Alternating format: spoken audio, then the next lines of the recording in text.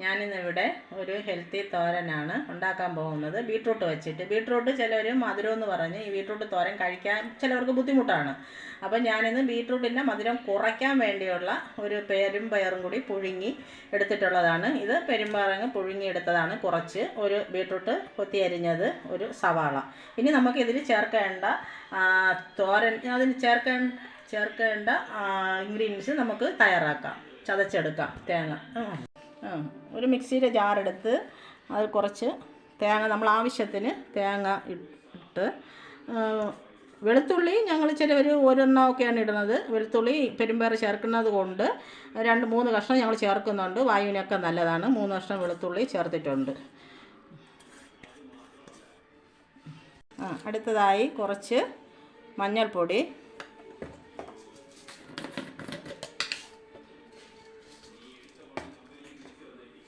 ജീരകം,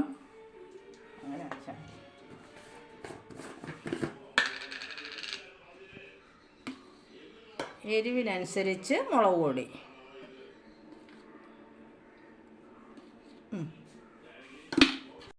തോരത്തിന് ചതച്ചുകൊണ്ട് ഞങ്ങൾ വെച്ചിട്ടുണ്ട്. ഇനി ഞങ്ങൾ ഗ്യാസ് കത്തിക്കാൻ പോവുകയാണ്.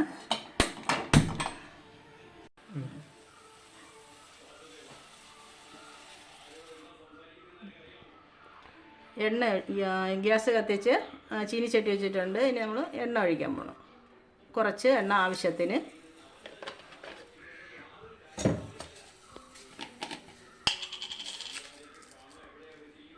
കടുകിട്ട്,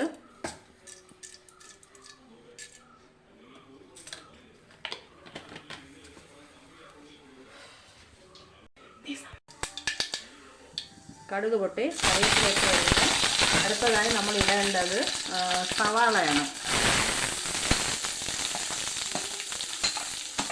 സവാള ഒന്ന് മാറി വരണം, നിറം മാറി വരണം.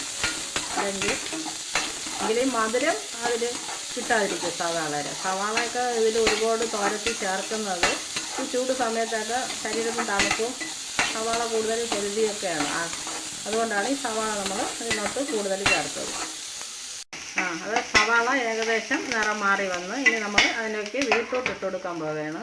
കൊത്തിയരിഞ്ഞ് വെച്ച ബീട്രൂട്ട്.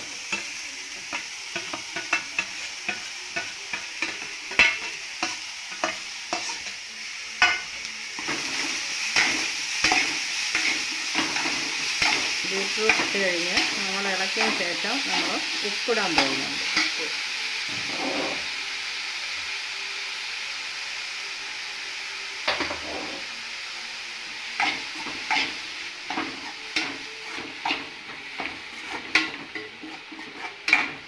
ഉപ്പ് ഇട്ട് കഴിഞ്ഞു. ഇനി നമ്മളത് മൂടി വെച്ച് ഒന്ന് വേവിക്കാൻ പോവുകയാണ്.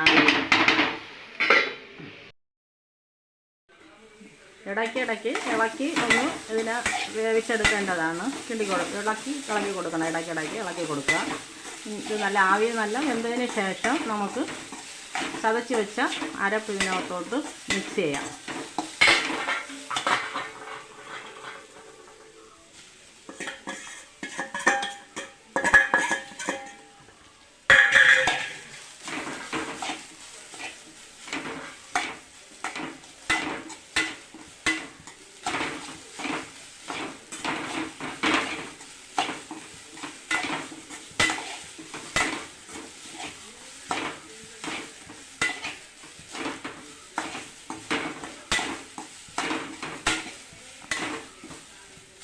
നമുക്ക് അരപ്പൊന്ന് വെന്ത് വരാൻ വേണ്ടി, ആ തേങ്ങയുടെ പച്ചപ്പൊക്കെ ഒന്ന് മാറാൻ വേണ്ടി ജസ്റ്റ് 1 മിനിറ്റ് നമുക്ക് സിമ്മിലാക്കി അടച്ചിടാം.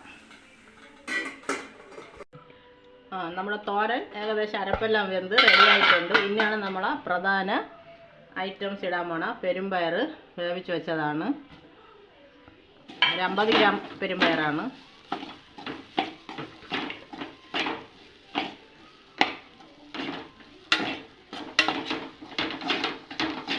നല്ല രീതിയിൽ ഇളക്കി ഈ പെരുമ്പയറും ഈ ബീട്രൂട്ടും കൂടി യോജിപ്പിക്കണം. അപ്പോഴാണ് ഈ ബീട്രൂട്ടിൻ്റെ കളർ ഈ പെരുമ്പയറിൽ പിടിച്ച് നല്ല അടിപൊളിയായ ഒരു തോരൻ നമുക്ക് റെഡിയായി കിട്ടും. അപ്പോൾ നമ്മുടെ തോരൻ ഇപ്പോൾ തന്നെ റെഡിയായിട്ടുണ്ട്. നമുക്കിതൊരു പാത്രത്തിലേക്ക് മാറ്റാം.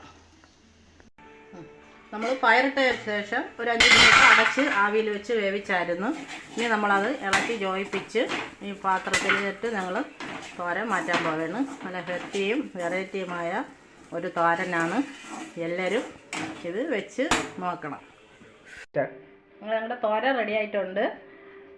ഞങ്ങൾ വേറെ പാത്രത്തിലേക്ക് മാറ്റിയിട്ടുണ്ട്. നിങ്ങളിതെല്ലാം വെച്ച് നോക്കണം. നല്ല വെറൈറ്റി ഹെൽത്തിയായ ഒരു തോരനാണ്.